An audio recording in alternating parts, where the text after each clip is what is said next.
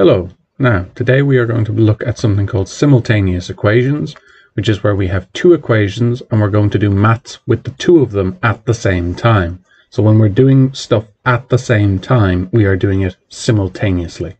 So that's where the name comes from. But before we get into these examples here, we're going to start off by looking at a non-simultaneous equation, a normal equation that we're used to dealing with. And that example is x plus 3 is equal to 7. Now in this equation, we only have one letter, just x, which means we're able to rearrange this, subtract 3 from both sides, to get x by itself, and we end up with x is equal to 4. So we end up being able to solve this equation because it is an equation that has only one letter in it. But if I look at my equations down here, both of them have x's and y's in them, which is a problem because I don't know how to solve equations that have two letters in them. So what I'm going to have to do is try and use the fact that I've got two equations here, and I'm going to add these two equations together in a way that we haven't done before to get rid of one of our letters so that we're left with an equation that has only one unknown in it, has only one letter in it. That's the trick of simultaneous equations, that we can add equations together to get rid of one of our letters. Now, what do I mean by getting rid of one of our letters? I mean that if we, say, took this situation here, if I had 8x minus 2y is equal to 10, if I added these two equations together at the moment, I would end up with 8x plus 5x would be 13x. If I added these two equations at the moment, and I had minus 2y minus 2y, I'd end up with minus 4y, and 10 plus 4 would give me 14. Now, has this helped me at all? Not really, because I still have an x and a y in the equation. But I'm going to show you how we could rearrange these two equations so that when we add them together, we are going to we're going to end up with 0 y's. So we'll end up in an equation that only has x's in it, and we'll be able to solve that equation just like we did the equation up here. So let's put this into practice. I want to add these two equations together so that we end up with 0 y's at the end. That's my aim. So I'm going to call this equation 1, and I'm going to call this equation 2. And I'm going to show you how we're going to do this, and then I'm going to talk about how we do it in general. So equation 1, I'm going to leave the same. And equation 2, I'm going to multiply by minus 1. So I'm going to have equation 2, and I'm going to multiply it by minus 1. So everything in equation 2 is going to get multiplied by minus 1. Both sides of my equal sign are going to get multiplied by minus 1. And we'll see why I'm doing that in a second. I'm rewriting equation 1. I'm always going to write them down together to keep track of what's going on, because these questions can get confusing if I don't. We're going to look at that multiply. Minus 1 by 5x is minus 5x. Minus 1 by minus 2y gives me plus 2y. And 4 by minus 1 gives me minus 4. Now, why did I bother doing that? Because if I look now, when I add my two equations together, what am I going to get? 8x minus 5x is 3x. Minus 2y plus 2y is 0y. 0y. So I've gotten rid of my y's. I have 0 y's left when I add these two equations together. And 10 minus 4 is 6. So this is the key thing that we're going to do with simultaneous equations.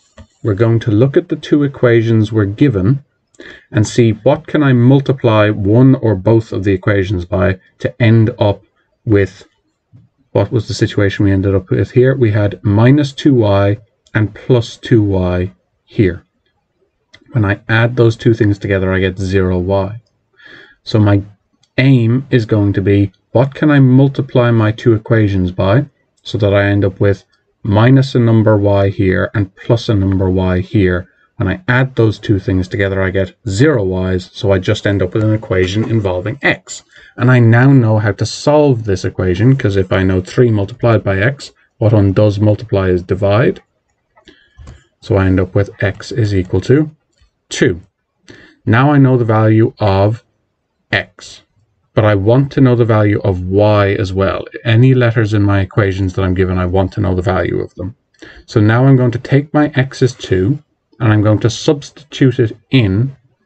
I'm going to put a 2 anywhere there was an x in one of my equations. And I can use either equation. Equation 1 or equation 2 will work. That's 2y is equal to 10. And I'm going to say that x is equal to 2. So I'm going to put a 2 anywhere there's an x. If I have an 8 sitting next to an x, it means multiply. So I have minus 2y is equal to 10. I end up with 16 minus 2y is equal to 10. I divide both, I subtract 16 from both sides to get the minus 2y by itself. It's equal to minus 6. And I divide both sides by minus 2 to get the y by itself. So y minus divided by a minus is a plus. 6 divided by 2 is 3. So y is 3. So my value for x is 2, and my value for y is 3. And that's how I do my simultaneous equations. I'm going to get the same number with a different sign in front of one of my letters. Then when I add my two equations together, that will get rid of that letter. And then I can solve to find the value of my x and y. So let's do another example here. I have 2x minus y is equal to 12, and I have 3x plus 2y is equal to 11. Now my aim here is going to be to get rid of one of my letters so that I have an equation that only involves one letter. Now the easiest letter to get rid of in this case, and this just gets down to practice, the easiest letter to get rid of in this case is y, because I have at the moment 2x minus 1y is equal to 12, and on the second equation 3x plus 2y is equal to 11. If I multiply the first equation by 2, so if I multiply this equation by 2, what's going to happen? I'll end up with 4x minus 2y is equal to 24. And when I add my two equations together, the y's will add up to 0. And I'll be left with an equation that only involves x. So I'll call this equation 1 and call this equation 2. So twice equation 1 is going to be 2 on 2x minus y is equal to 12. Multiply both sides of my equation by 2. And I write down my second equation again. I don't need to do anything with it this time. So do this multiply out and I get 4x, 4 by 2x, sorry, 2 by 2x is 4x, 2 by minus y is minus 2y, 12 by 2 is 24. And I rewrite my second equation. Now, hopefully now we can see why I did that, because now I have minus 2y here and plus 2y here. So when I add those two equations together, I'm going to get 0 y's. I'll be left with an equation that only has x in it. So 4x plus 3x is 7x, minus 2y plus 2y is 0y. So I've gotten rid of my y's, and then 24 plus 11 is 35. Now I have an equation that only has x's in it. So I can solve that equation the way that I'm used to in order to get x is equal to 5. So now I know the value of x. I can go back to either of my original equations and I can find out what the value of y is. So I'm going to take my top equation here. 2x minus y is equal to 12. And I now know that x is equal to 5. So let's put x in. Put 5 in anywhere where there was an x. And now I have an equation that only has y in it, so I'm able to solve that as well. So 10 minus y is equal to 12. I want to get y by itself, so I'm going to subtract 10 from both sides. Minus y is equal to 2. And I want to know what y is, so I have minus 1y here, so if I divide by minus 1, I'll just be left with y. Y is equal to, plus divided by minus is a minus, 2 divided by 1 is 2. So I now have y is minus 2 and x is equal to 5.